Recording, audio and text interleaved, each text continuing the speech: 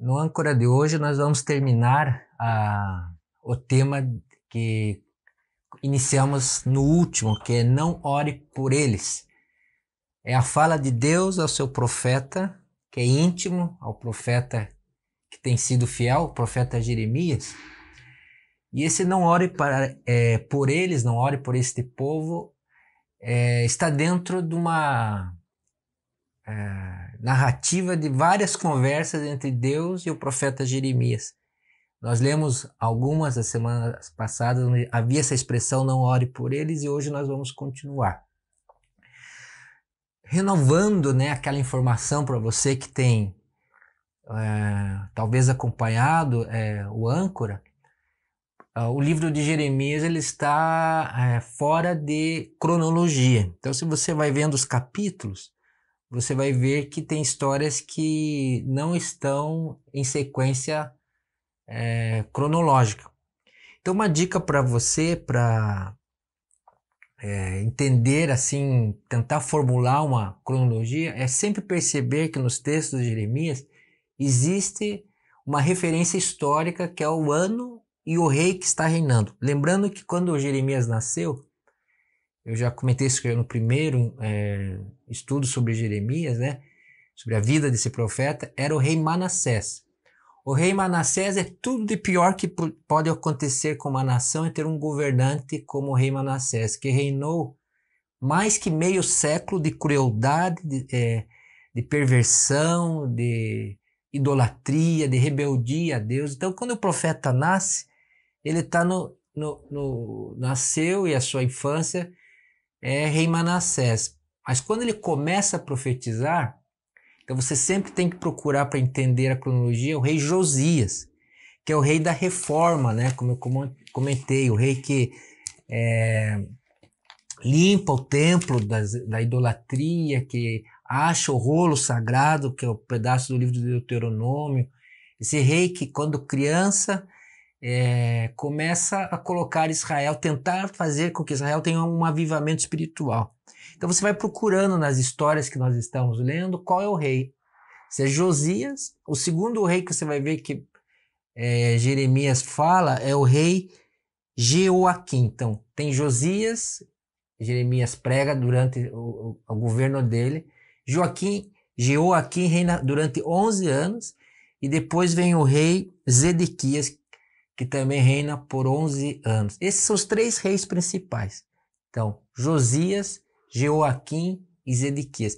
E as nossas histórias a gente está pulando porque nós estamos respeitando essa sequência dos reinados, tentando colocar as histórias dentro do reinado para ter certa cronologia da vida do profeta. Isso é só a título de informação, mas hoje nós vamos voltar para aquele assunto não ore por eles. Nós vimos que isso está em Jeremias 7, lemos alguns textos onde está essa expressão não ore por eles em Jeremias 11, e vamos pegar a última leitura que nós fizemos, estava em Jeremias 14, 11, relembrando essa, Então o Senhor me disse, não ore pelo bem-estar deste povo, ainda que jejuem, não escutarei o clamor deles. Ainda que ofereçam holocaustos e ofertas de cereal, não os aceitarei. Mas eu os destruirei pela guerra, pela fome e pela peste. Estamos vendo que Deus tem um plano de misericórdia, apesar de estar falando sobre peste, sobre a guerra, sobre destruição, sobre a fome, virtude da seca que haveria, que Deus está dizendo que o povo dele é uma esposa enganosa e adúltera e rebelde, e que ele vai disciplinar. Então nós estamos olhando o profeta Jeremias, a sua trajetória de serviço, ajudar a tribo que ele servia, Jerusalém, a capital onde ele está, e ele vai pregando, e à medida que ele prega, e esses diálogos de ouvir a Deus e falar com Deus, essa intimidade que Jeremias tem, Deus está dizendo para o profeta, não ore por eles, porque mesmo que haja oração, haja jejum, você tem a disciplina espiritual de interceder. Deus está determinado a restaurar a vida daquela nação. Ele está determinado a recuperar aquele povo para si. Agora, vamos continuar a partir do verso 15, capítulo 15, verso 1. Então, daqui para frente, eu não fiz essas leituras ainda, e você vai ver que a temática é muito parecida na vida do profeta Jeremias, a sua relação com Deus e a sua busca de intercessão, de que esse povo ouvisse a pregação e arrependesse e voltasse para o Deus de Israel. Capítulo 15 diz assim: Então o Senhor me disse, ainda que Moisés e Samuel estivessem diante de mim, intercedendo por este povo, eu não lhes mostraria favor. Expulse-os da minha presença, que saiam, e se lhe perguntarem, para onde iremos, diga-lhes assim, diz o Senhor. Os destinados à morte para a morte, os destinados à espada para a espada, os destinados à fome para a fome, os destinados ao cativeiro para o cativeiro. É uma palavra dura. No texto anterior, nem que houvesse jejum ou qualquer prática que pudesse ser disciplina espiritual, Deus não ouviria. Aqui Deus diz para Jeremias que dois dos maiores profetas do Antigo Testamento, Moisés e Samuel. Interessante que Deus cita para Jeremias, nem que Moisés estivesse aqui. E Moisés fez esse processo de interceder pelo povo várias vezes diante de Deus, para Deus não os destruir.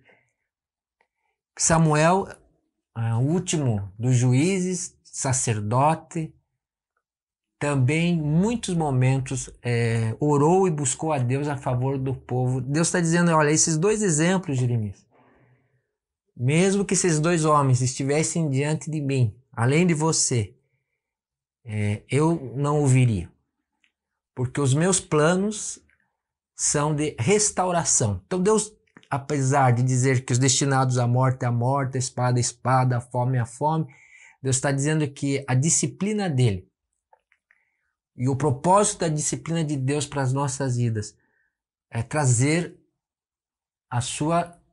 o seu coração de volta para ele. Eu li na semana anterior que Deus estava nesses textos dizendo que, do 7:11, né, que o templo dele tinha um slogan, que eles pregavam e diziam templo do Senhor, porque a reforma de Josias, de certa forma, trouxe certa espiritualidade, entre aspas, para Judá naquela época do profeta Jeremias. E esse povo tinha certeza que eles não seriam atingidos pelo povo do norte, que as profecias de Jeremias não se cumpririam, porque eles tinham, de certa forma, restaurado o culto voltou a ser popular, eles tinham restaurado os sacrifícios, eles tinham voltado a dar ofertas, e eles estavam o templo do Senhor, o templo do Senhor, o templo do Senhor, e eles estavam agarrados a essa aparente religiosidade, essa aparente busca dos rituais que haviam no templo de Jerusalém, lugar sagrado dos sagrados para esse povo, mas que Deus estava dizendo que essa cosmética espiritual era uma hipocrisia, porque apesar de terem mostrado algum grau de religiosidade, isso era só aparência superficial, que não tocava quem eles eram como nação, como identidade, como povo. E Deus olha de dentro para fora. Então a disciplina de Deus é para tirar de nós essas máscaras, muitas vezes que nós achamos que podemos agradar a Deus e agradar o mundo, né? Podemos levar a vida com Deus e a vida daquilo que são os nossos amores, as nossas inclinações, né? Podemos, de certa forma, tentar levar a vida agradando ao Senhor Deus e ao mundo, ou à carne, ou a qualquer coisa que você possa perceber que desagrada a Deus. Eu pensei que a disciplina pode dar temor ao ler esses textos, né? Porque o que Deus está dizendo para Jeremias, não ore por eles, é algo forte, né? E você não pensa nisso aí? Nossa, já pensou Deus dizer, olha, não ore, não interceda, nem se Moisés e Samuel estivessem aqui, eu não vou ouvir. Eu vou purificar o coração desse povo. Eu vou reordenar os valores desse povo. Eles vão ter que se reorganizar os afetos de amor para mim. Haverá uma mudança de dentro para fora. Deus está farto de superficialidade. Um texto-chave para a disciplina, para tirar o medo da disciplina, porque às vezes lendo esse texto de Jeremias, você pode estar olhando assim, nossa, mas eu não quero receber uma reorientação, uma disciplina de Deus, né? Hebreus 12, talvez é um dos textos mais claros sobre o valor da disciplina no Novo Testamento. Eu vou ler algumas partes de Hebreus 12 a partir do versículo 4. Na luta contra o pecado, vocês ainda não resistiram até o ponto de derramar o próprio sangue. Vocês esqueceram da palavra de ânimo que lhes dirige como filhos. Aqui é uma citação, então, entre aspas, do Provérbios 3, 11 e 12.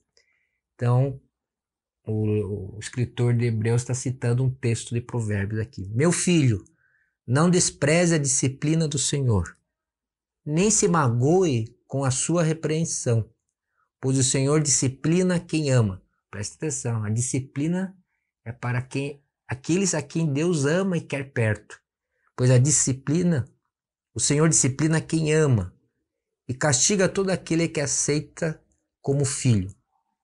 Daí ele comenta no versículo 7, essa citação de Provérbios.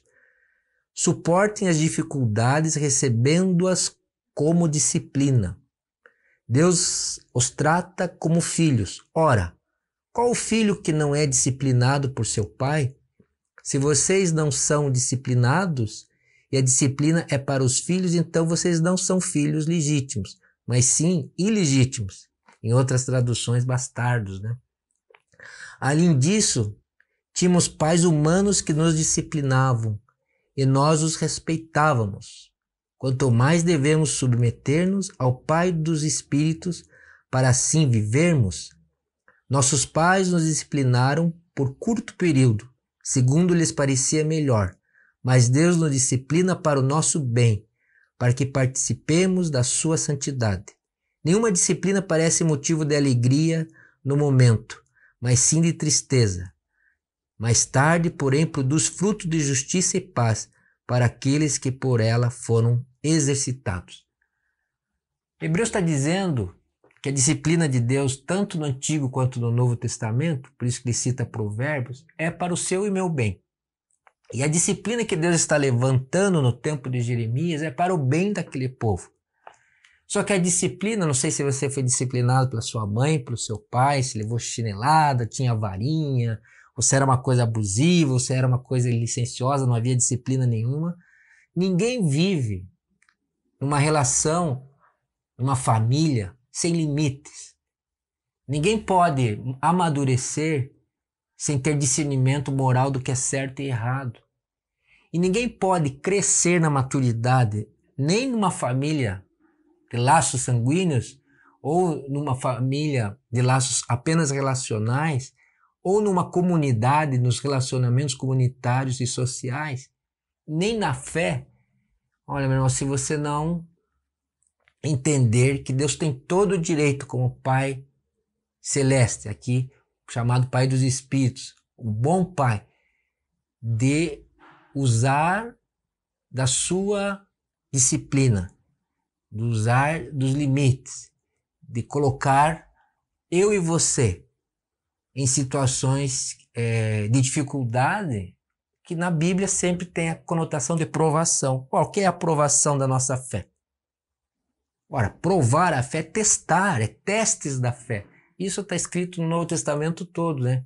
Lembra do texto de Tiago? Tende grande alegria quando passardes pelas provações, porque a provação da fé produz perseverança. Esses ciclos de frutificação da prova, às vezes a prova é um fogo que tira a escória do ouro, não é? Isso também está nos textos do Novo Testamento.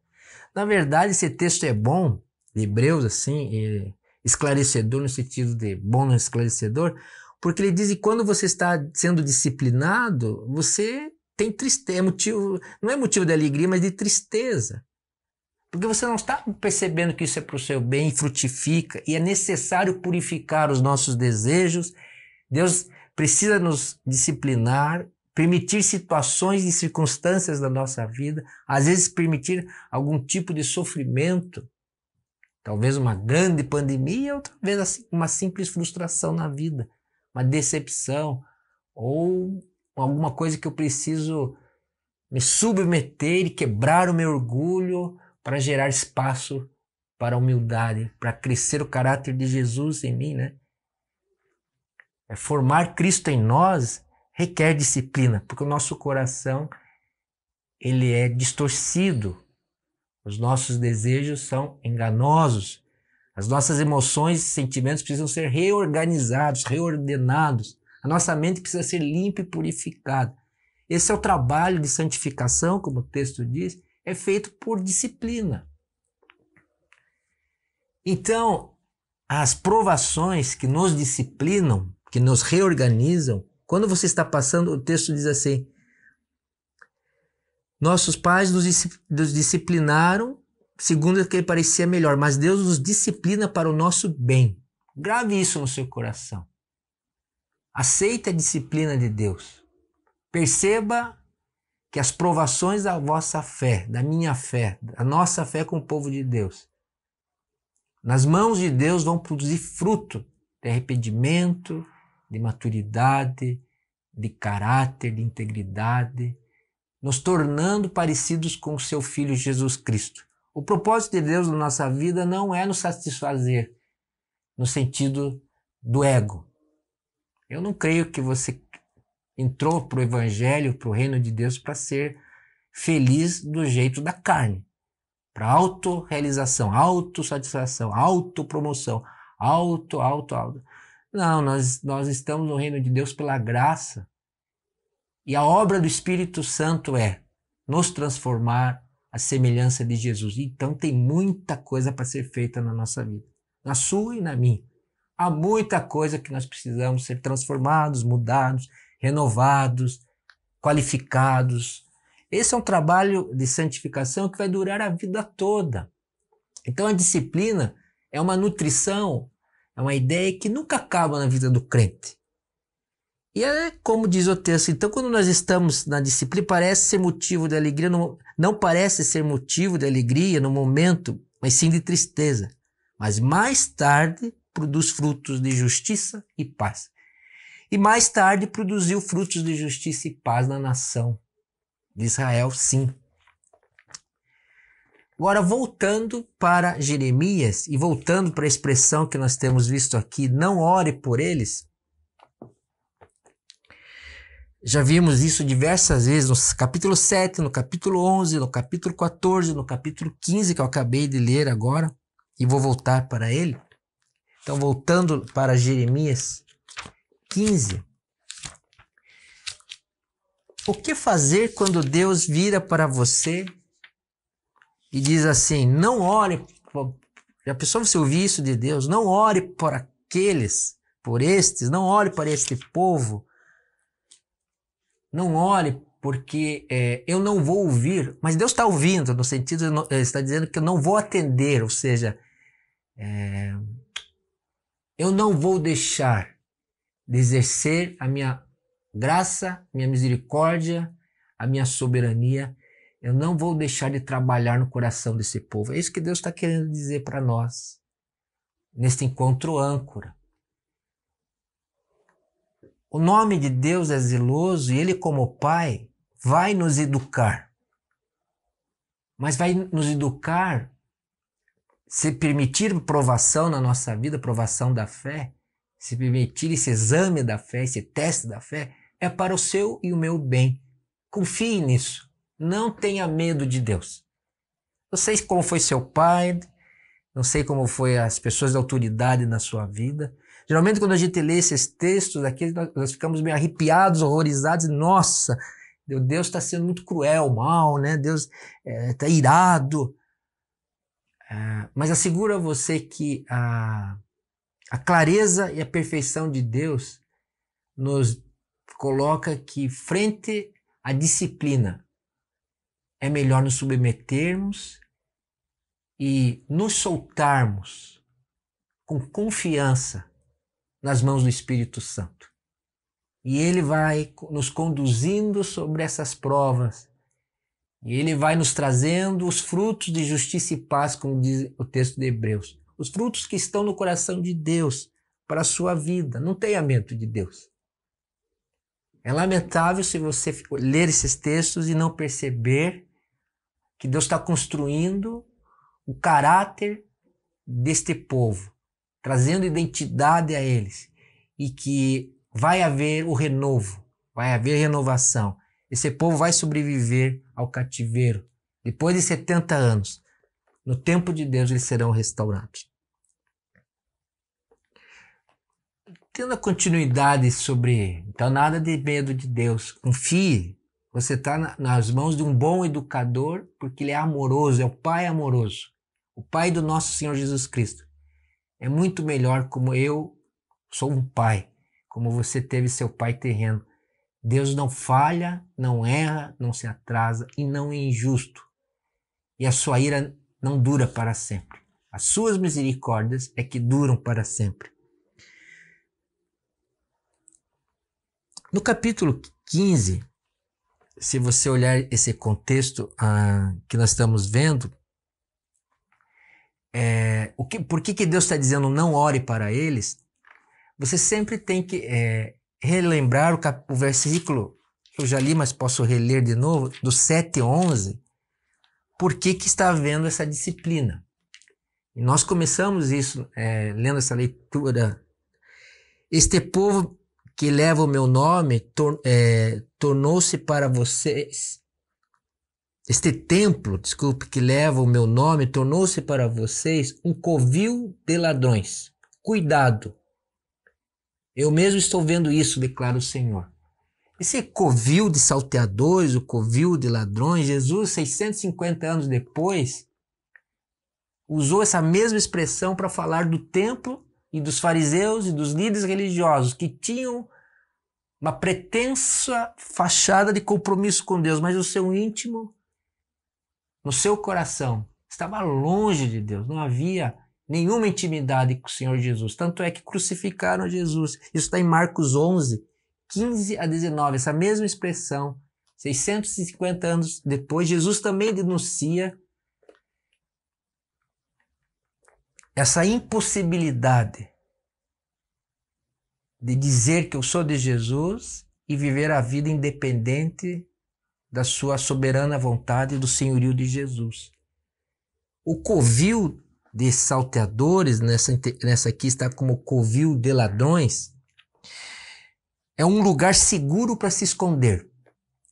E eu creio que a disciplina de Deus para a nossa vida, nesses textos principalmente, é para nos tirar, deixar evidente, trazer luz nessas trevas, que não adianta ter um lugar seguro para se esconder. A religiosidade pode se tornar uma capa, um lugar seguro para esconder as nossas verdadeiras motivações da vida, nosso verdadeiro projeto de vida, as intenções da alma, as motivações secretas do nosso coração. Quando nós somos provados pelo sofrimento, seja de qual magnitude, nós saímos da comodidade, dessa zona de conforto. Essa nossa temática de não ore por eles não pode trazer pânico, né? Apenas assim, de a gente olhando esses textos das profecias de Jeremias e dizer assim, nossa, onde eu fico nisso tudo aí? Aonde eu estou nisso? Qual é a minha situação? Eu digo para você que a situação do povo de Judá, dessa tribo de Judá, né, do povo de Israel e da igreja do Senhor Jesus Cristo, é a sua e a minha. Sempre voltando para aquele capítulo 17 de Jeremias, que você já deve ter ouvido tantas vezes na sua vida, mas eu não me canso de lê-lo porque é como se fosse um diagnóstico da situação da alma, do coração humano, quando Deus olha para o nosso coração e vê assim, eu preciso,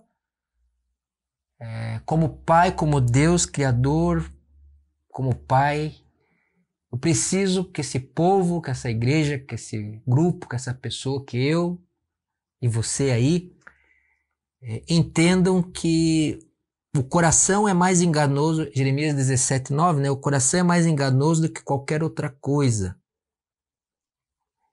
E sua doença é incurável. Quem é capaz de compreendê-lo? É uma pergunta. O Senhor Deus é capaz de compreendê-lo. O Senhor Deus é capaz de curá-lo. O Senhor Deus é capaz de trazer os enganos para fora, trazer luz, luz sobre as trevas, sobre as nossas motivações, tendências, sobre as nossas emoções, sobre aquilo que às vezes nós precisamos que alguém nos ajude a trazer luz. Precisamos um contra-ego, como se chama, um espelho, uma pessoa amiga que tem acesso e às vezes olhe para nós e diga, Elcio, acho que você não está bem certo nessas suas motivações. Isso que você está me contando, você já percebeu isso ou aquilo? Porque o nosso coração é tão enganoso que nós não conseguimos elucidá-lo, purificá-lo, organizá-lo, reorientá-lo sozinhos. Não existe essa questão de eu mesmo me desenvolver completamente, porque os meandros da minha mente, os enganos do meu coração pecador, precisam que Deus coloque Jeremias, ou profecias, ou um amigo, ou um grupo, alguém para me prestar contas, olhar para dentro de mim e dizer, olha, acho que você precisa repensar, acho que você precisa rever, eu acho que essa sua tendência está errada. Nós não gostamos, né, de auto-revelar-nos. E às vezes não conseguimos sozinhos também, mesmo que gostemos, não conseguimos. Nós precisamos, nesse processo de santificação, de nos tornarmos como Jesus é. Esse é o propósito da vida cristã, sermos como Jesus. Nós precisamos de disciplina. Nós precisamos confiar, nos soltar as provações de Deus. Deixar, Senhor, eis-me aqui, estou nessa situação, contra gosto muitas vezes. Estou assim, abalado ou triste, mas nas tuas mãos o Senhor transformará o meu coração. O fogo da provação está sempre subordinado à vontade divina, ao tempo divino. E junto com a provação, sempre há a presença de Deus, sempre. E aqui nós estamos vendo Jeremias, é o único profeta que está pregando que Deus vai fazer a justiça e a disciplina através do povo caldeu, babilônico, ou Nabucodonosor, que vai vir do norte e vai fazer o exílio. O texto do Jeremias 17, que realmente ele é bem tocante, é famoso, né? Ele diz ali, o Senhor é a esperança de Israel, no 13. Todos os que te abandonarem sofrerão vergonha. Aqueles que se desviarem de ti terão os seus nomes escritos no pó. Pois abandonaram o Senhor a fonte de água viva. Ora, Jesus disse que ele que é a fonte de água viva, em João 4,10, né? Aqui também está dizendo que abandonaram o Senhor a fonte de água viva. Em João 4,10, Jesus é água viva, que mata a sede. Mas em Jeremias 2,13, eles já estavam cavando cisternas rotas e abandonaram as fontes de água viva. E aqui é repetida essa ideia da água que sacia é Cristo. Então veja, para nós como cristãos, povo de Deus, há tempo de disciplina e precisamos nos submeter a ela. Precisamos nos soltar confiantemente, essa confiança segura que o Pai que nos disciplina faz por amor, faz porque Ele sabe que isso trará frutos, faz porque é misericordioso, faz porque a sua indignação pode vir, mas as suas misericórdias duram para sempre. E terminar nossos... Se você for para Lamentações de Jeremias, capítulo 3, ele diz assim, do verso 20: Lembro-me bem de tudo, e a minha alma se desfalece dentro de mim. Todavia, lembro também do que me pode dar esperança.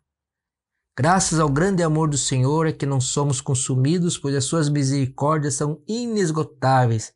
Renovam-se a cada manhã, grande a sua fidelidade. Nós cantamos essa Lamentações de Jeremias 3. Digo a mim mesmo, a minha porção é o Senhor, portanto nele porei a minha esperança. O Senhor é bom para aqueles cuja esperança está nele, para aqueles que o buscam, Então, Lamentações 3, a partir do 20, depois do acontecido lá do profeta Jeremias, que está escrevendo depois do que aconteceu o exílio, para Jeremias, o Deus de toda justiça e disciplina, é o Deus de toda misericórdia, fidelidade e graça. E isso me dá esperança, porque nós estamos em boas mãos. Você está em boas mãos. O nosso Pai, o Pai do Senhor Jesus Cristo, é o Pai perfeito. Se entregue, se solte a disciplina de Deus, se solte nas mãos de Deus. Enfrente as suas tribulações, enfrente as suas provações de fé. Ancorado mesmo, na confiança que Jesus está com você. Amém? Semana que vem podemos continuar. Senhor, nos abençoe a confiar que as tuas misericórdias renovam a cada manhã. Que grande é a tua fidelidade. Que bom é esperar pelo Senhor. Bom é o Senhor para aqueles que esperam pelo Senhor, para aqueles que te buscam. Que o nosso coração fique seguro de que os teus propósitos são bons, são eternos, são perfeitos. E ninguém pode nos separar de ti. O Senhor é a nossa fonte de água viva. Senhor, socorre, Senhor, aqueles que estão com o coração apertado, aflito. Traga graça e misericórdia para aqueles que se sentem sozinhos. Traga a consolação do teu Espírito para aqueles que estão passando por tribulações. Porque realmente nossa esperança é o Senhor Jesus. Em nome de Jesus que nós oramos. Amém. Então semana que vem continuamos aqui com o profeta Jeremias. Até lá.